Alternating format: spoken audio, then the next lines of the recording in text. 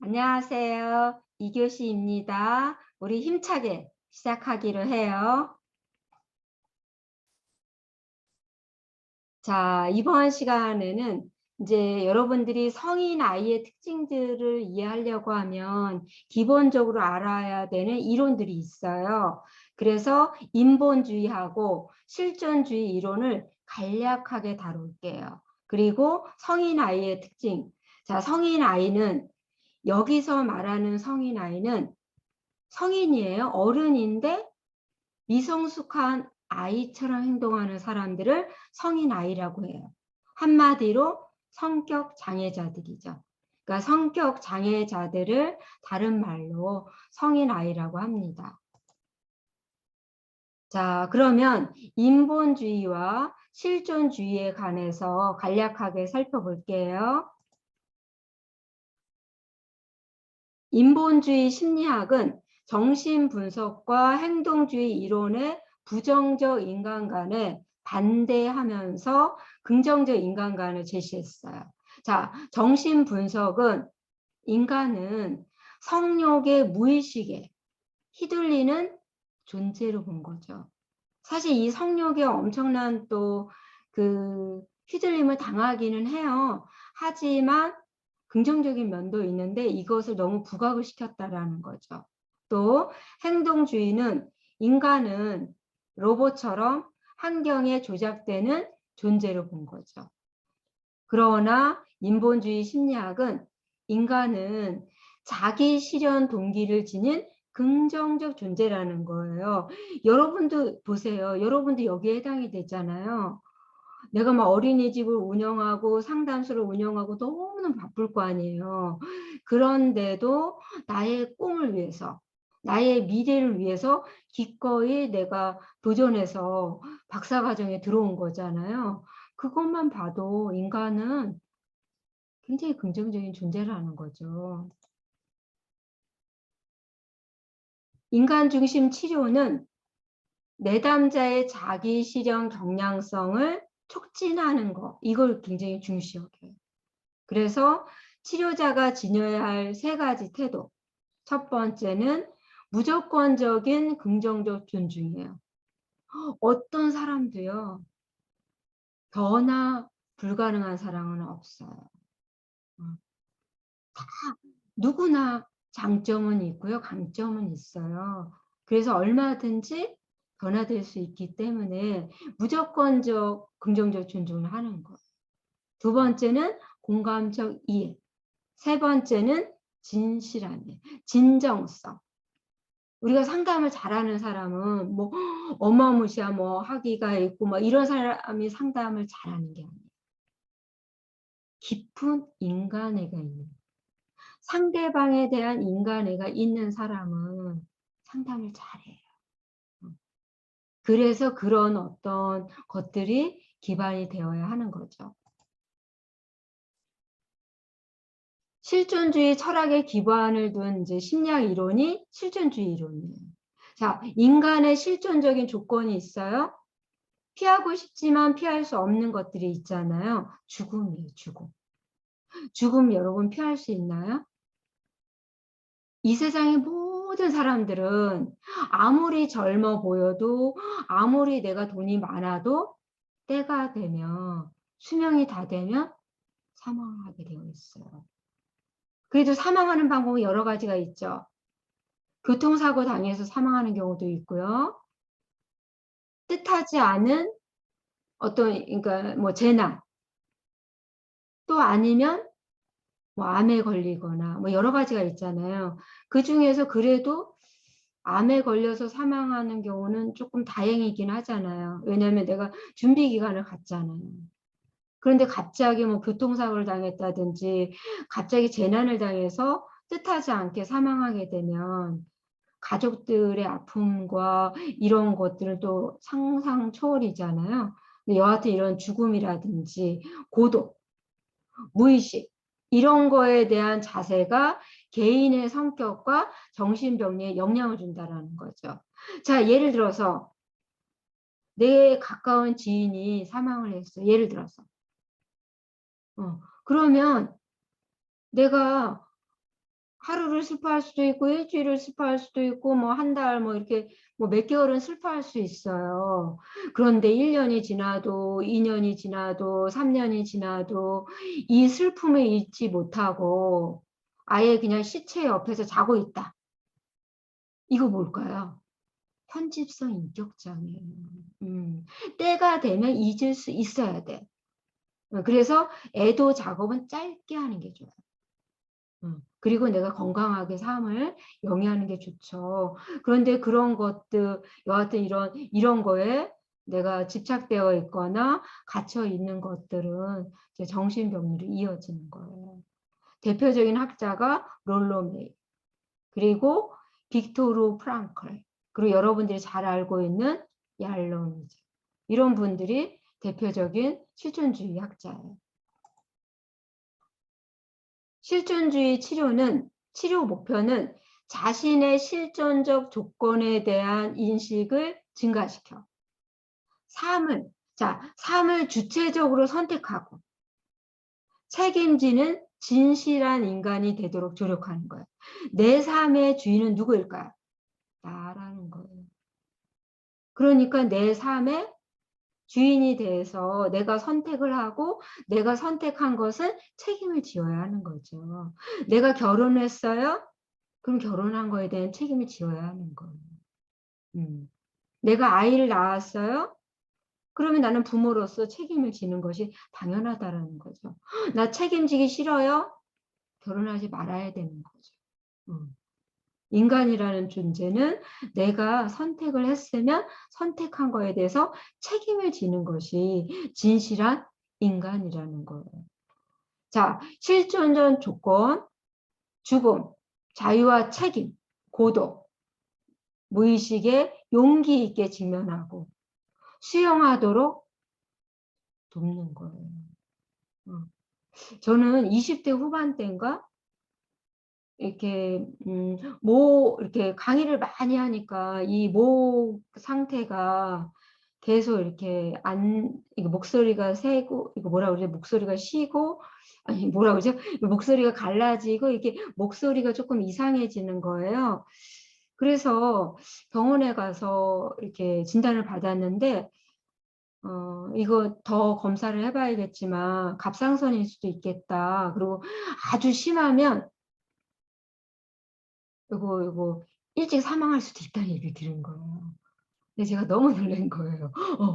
아니 내가 지금 뭐 너무 빨리 가는 거 아니야? 20대가 이게 웬 말이야? 이러면서 굉장히 또 건강관리를 하고 그리고 나서 또 결혼해서도 그때부터 아마 제가 영양제를 꾸준히 먹었던 것 같아요. 영양제 먹고 건강관리하고 다시 병원에 갔더니요. 갑상선이 뭐예요? 그런 거 전혀 없다라는 거예요. 그래서 우리가 여하튼 이 처해져 있는 상황에 내가 용기 있게 직면하고 수용하도록 돕는 거예요. 그리고 나름대로 삶의 의미를 발견하고 창조적인 삶을 살도록 촉진하는 거죠. 자, 나름대로 나의 삶은 다 아름다운 거예요. 내가 어떤 삶을 살든 내가 시장에서 물건을 팔면서 정겹게 사람들과 이야기 나누고 가끔씩 아이들하고 놀러 다니고 그 나름대로 그 삶도 아름다운 것이요. 만일 변호사라고 하면 수많은 사람들의 그런 그 억울한 누명이나 이런 것들을 위해서 내가 대변을 해주고 막 이렇게 그 또한 가치로운 거고요. 내가 많은 사람들에게 어떠한 물건을 제대로 배달해 주기 위해서 택배 기사라고 있다면 그 또한 가치로운 거예요. 어떤 것이든 내가 어떤 것을 하고 있든 이 땅에 태어났다라는 것은 그것만으로도 이 땅에서 이 우주에서 해야 될 사명이 있다라는 거예요. 그러니까 그런 삶의 의미를 발견하고 창조적인 삶을 살도록 촉진하는 거예요. 그리고 좀 더 진실하고 충만한 삶을 살도록 지원하는 거죠. 이와 내가 내 삶을 영위한다면 단박에 깨닫고 내가 즐겁게 살아야 되잖아요. 피할 수 없다면 내가 너무 힘들어. 안 하면 되는 거예요. 내가 너무 힘들어요. 그러면 잠깐 쉬었다 가면 되는 거예요. 왜냐하면 저는 여러분들하고 이렇게 강의를 하잖아요. 이 또한 그냥 제 삶이라고 생각하는 거예요. 아주 그냥 이 세상에서 지금까지 살아오면서 지금처럼 바빠본 적이 없거든요. 근데 제가 뭐예요? 포기하지 않잖아요. 그냥 여러분들도 건강하고 저도 건강하니까 상황에 맞춰서 뭐예요? 조금씩 조율하면서 힘들면 조금 더디 가고 조금 내가 너무 힘들다 그러면 조금 쉬기도 하고 병원에도 다녀오고 또 이제 충전이 되면 또 하고 그렇지만 기본적으로 해야 되는 어떤 큰 틀 안에서는 계속 유지는 하는 거죠. 그러니까 큰 틀은 유지하고 기본은 충실하면서 그 안에서 약간의 유연성 그리고 또 창조적으로 수업을 여러분들과 함께 하고 있는 거. 이 또한 창조적인 삶이라고 할 수 있는 거죠. 그리고 자, 우리 한번 인간관계가 우리가 굉장히 중요하잖아요. 인간관계. 뭐 이 세상에서 나 혼자 살 수는 없잖아요. 대상이 있어야 되잖아요. 그 가장 중요한 삶의 영역이 있어요. 그러니까 행복과 불행의 가장 그 큰 원천이 인간관계예요. 근데 의미 있는 타인들이 있죠. 바로 인생의 4가지 동반자예요. 여러분 동반자 노래도 있잖아요. 첫 번째는 가족이에요. 가족. 존재만으로도 너무 감사하잖아요. 저도 여러분 남편하고 방금 저녁 식사를 해먹고 지금 촬영을 하는 거거든요. 감사한 거예요. 그냥 곁에 남편이 있어서 너무 감사하고 내일 또 아들이 군대 간 아들이 전화하겠대요. 그러니까 그것만 해도 너무 감사한 거예요. 부모님도 계시고 어머님도 계시고 그냥 이 자체만으로도 함께 이 세상에 태어나서 인연이 돼서 가족을 이렇게 해서 가족이 되어서 이렇게 함께하는 삶이 너무 감사한 거. 그다음에 여러분 이 삶이 여러분 그냥 낭만적인 것도 있어야 되잖아요. 싱쿵싱쿵도 하고 로맨틱하고 그런 건 어디에서 올까? 연인, 연인. 여러분 연애했을 때 생각해 보세요. 콩당콩당하고 설레이고 뭐 그냥 뭐예요? 그냥 웃고 그런 거 연인. 그다음에 여러분 직업. 우리 직업이 있으면 당당하잖아요. 여자는요, 남자도 마찬가지예요. 직업이 있으면 일을 하는 여자들은 나이에 상관없이 매력적이에요. 그래서 뭐 직업이 있으면 동료들 있잖아요. 그리고 사회생활을 하다 보면 사회생활을 통해서 만나는 또 친구들이 있는 거예요. 다 귀하고 소중한 인연들인 거죠. 네, 이렇게 뭐 보기만 해도 싱쿵싱쿵해요. 네. 그리고 성격과 사랑 스타일이 있어요. 성격 특성은 자 우리가 지금 계속해서 이 성격에 대해서 공부하고 있단 말이에요. 이 성격 특성은 사랑 스타일하고 좀 관련이 있어요. 에로스 이게 에로스 있잖아요. 에로틱하고 이거 낭만적이죠. 스토게 이거 친구 같은. 또 루더스는 유의, 프라그마는 좀 시력, 아가페는 좀 이타적인 거예요. 마니아는 좀 집착하는 거. 여러분은 조금 어디에 해당이 되나요? 궁금해요. 저는 사실은 에로틱. 좀 낭만적인 걸 좋아해요. 네. 그 다음에 이렇게 성격 5 요인과 이성관계 변인의 상관관계가 있어요. 굉장히 관련이 있죠. 에로틱한 사람은 요거 신경감인성, 외향성, 우호성하고 좀 관련이 있대요. 성실성하고 맞는 것 같아요. 저 약간 예민한 면이 있어요. 네.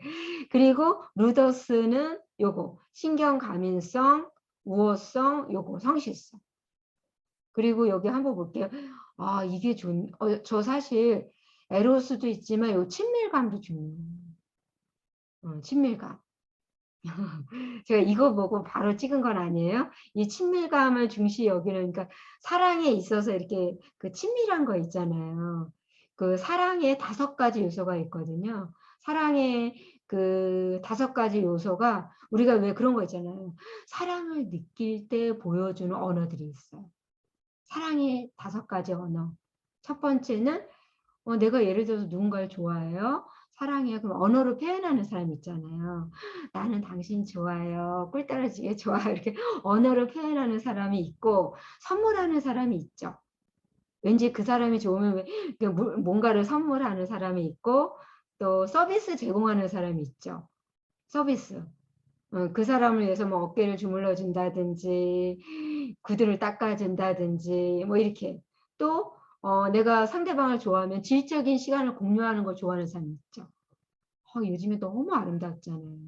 이 아름가을 정말 미치도록 아름다운 이 가을 함께 손을 잡고 단풍잎을 구경하면서 노래를 부르면서 너무너무 상상만 해도 너무 좋잖아. 이런 질적인 시간 공유하는 거.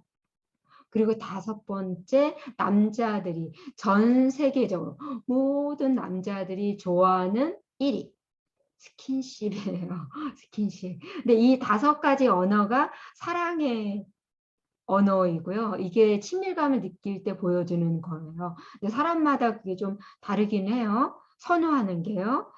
근데 이제 이 친밀감은 이런 신경 감인성, 외향성, 우호성, 성실성이에요. 이거 여러분 친밀감은 굉장히 중요한 거예요. 인간은 자율적인 인간이 되어야 하잖아요. 우리가 교류 분석에서는 건강한 인간상을 자율적인 인간으로 보거든요. 근데 그 자율적 인간의 중요한 3가지 요소가 친밀감이에요. 자각성, 그리고 자발성이에요. 건강하지 못하면요, 친밀할 수가 없어요. 건강한 사람은 사람과 사람 사이에 친밀해요. 그런데 네네 여하튼 네. 그 다음에 애착 유형과 이성관계를 보면 어린 시절의 애착 경험이 성인기의 이성관계에 영향을 준다라는 연구 결과가 있어요. 성인기의 애착 유형을 보면 그 불안한 사람들 있잖아요. 이게 불안한 사람들이 집착을 잘해. 또 이게 집착의 화신이 되는 거예요. 막 친밀감을 열망해요. 그냥 왜 너무 이게 왜 그런 거 있잖아요. 그 우리가 일을 중시 여기는 사람은 내가 아무리 좋아해도 만남의 빈도가 예를 들면 저도 이제 연애할 때 그 부분 때문에 남편하고 많이 싸웠던 것 같아요. 제가 이제 박사과정일 때 뭐 일단은 석사 졸업하고 박사과정 준비할 때 남편을 만났거든요. 전철에서 우연히. 근데 저는 공부를 하고 또 상담을 하러 다녀야 되니까 일주일에 1번 만나기 원했어요. 남편이 매일매일 만나기 원했던 거예요. 그러니까 공부할 시간이 없는 거예요. 근데 나중에는 제 공부를 도와주면서 이제 자주 만나게 됐는데 여하튼 이렇게 불안한 사람들은 막 친밀감을 열망해요. 자주 만나고 자주 이렇게 하고 자주 통화하길 원하고 뭐 사랑에 빠지면 뭐 6개월 정도는 그럴 수 있는데 그게 막 1년, 2년, 3년 결혼해서까지 그럴 수도 있어요. 거부에 대한 불안이 있는 거죠. 그런 반면에 안정 애착 있잖아요. 안정적인 애착. 어린 시절에 내가 엄마와의 관계가 충분하게 건강하고 안정된 애착이 형성된 아이는 성장해서 호의적인 상호작용, 상대에 대한 신뢰감, 갈등과 좌절의 인내. 우리가 갈등 당연히 생겨요. 좌절할 수 있어요. 그런데 그런 것들을 인내하는 힘이 있어요. 그리고 서로의 독립성을 인정해요. 너무 정말 이런 사랑은 너무 아름답잖아요. 서로를 존중해주고 서로 아껴주고 서로 보호해주고 지켜주면서 각자의 영역은 존중해주는 내 생각만 해도 아름다운 사람인 것 같아요. 자, 그러면 한번 성인 아이의 특징들을 볼게요. 일단 성인 아이, 성격 장애가 있는 사람들의 특징이에요. 자, C는 동반 의존성, 종소 의존성이에요. 그러니까 일종의 자기를 잃어버린 병이죠. 그냥 그 상대방에게 의존하는 거예요. 그 다음에 공격적 행동. 자기 중심적 자세로 폭력적이거나 억압적 행동을 하는 거예요. 뭐 성폭력, 가정폭력, 막 진짜 생각만 해도 끔찍하잖아요. 그러니까 이러한 인간성 파괴의 주 요인은 어린 시절 폭력과 학대, 해결되지 않은 슬픔의 결과라는 거죠. 내가 어린 시절 폭력 당했어요. 너무나 크나큰 트라우마가 있을 정도의 슬픔이 있어요. 그런데 해소가 안 된 거예요. 그러니까 성장해서 뭐예요? 성폭력하고 가정폭력하고 막 이런 어떤 행동을 보이는 거죠. 자기애성 성격 장애는 자, 건강한 자기애를 형성하지 못한 사람이에요. 자, 건강하게 자기를 사랑하는 게 중요하잖아요. 근데 그렇게 사랑하지 못한 거죠. 그러니까 타인의 필요보다 자기의 중심적 욕구를 제일 중요하게 생각하는 거죠.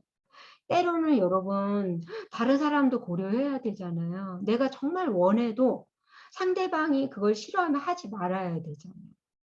그렇죠. 근데 그걸 안 하는 거예요. 그리고 나르시스트들의 강력한 힘에 어떤 장애에 걸려들면 저항하기 어렵다는 거죠. 현실 왜곡하는 마법적 사고, 오만, 시기심, 수치심, 막 이런 이기심, 타인 착취, 막 건강하지 못할 때는 이런 모습 보여요. 그리고 신뢰의 문제예요. 관계 맺기나 유지가 어려워요. 이들은 신뢰할 수 없는 양육자로 깊은 불신의 뿌리를 안고 있는 거예요. 이미요. 그러니까 인간을 믿지 않는 거예요. 그러니까 사람하고 이렇게 친구가 된다든지 연인이 된다든지 부부가 된다든지 이렇게 되어야 되는데 이게 잘 안 되는 거예요. 그리고 극단적 통제로 심각한 관계적 어려움을 갖는 거예요. 왜냐하면 이렇게 건강하지 못한 사람들은 그냥 너무너무 이거를 통제하는 거죠. 6시까지 들어와야 돼. 뭐 한 거야? 6시 5분에 들어오다니 이럴 수는 없어. 그러면서 이제 남편을 막 의심하는 그 의부증 있잖아요. 아니면 의처증 이런 거. 생각만 해도 끔찍하잖아요. 그리고 표출된 행동. 내면적 행동을 보면 표출된 행동은 욱해서 화도 내고 충동 구매도 하며 타인의 굉장히 공격적인 행동을 취해요. 내면적 행동은 자신 안에 침잠에 스스로 힘들게 하는. 왜 자기 안에 갇혀서 자기 스스로 굉장히 옥죄면서 힘들어하는 경우 있잖아요. 또 마술적 믿음이 있어요. 그러니까 마술적인 아이들 사고는 비현실적 환상이 되어 행복과 성취감을 제공하기도 해요. 부자가 되면 행복해질 거야. 여러분 부자라고 다 행복한가요? 그렇지 않을 수도 있거든요. 또 애인에게 버려지면 못 살 거야. 아니요. 또 만날 수 있어요. 그런데 이 건강하지 못한 사람들은 뭐예요? 애인한테 버림당했다고 자살 시도하잖아요. 이거 다 건강하지 못한 거죠. 또 친밀감 장애. 친밀감에 부적응하고 홀로 남겨질까 두려워 파괴적 집단을 떠나지 못하는 거죠. 나 혼자 되면 싫어. 그러니까 깡패 집단에 그대로 있어야 돼. 이런 거. 또 무질서한 행동.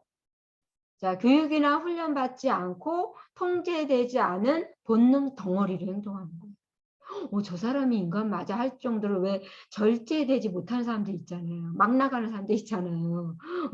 그냥 막가파로 나가는 사람들 있단 말이에요. 이게 다 성격 장애자죠. 자기 이기심이나 본능대로 행동해요.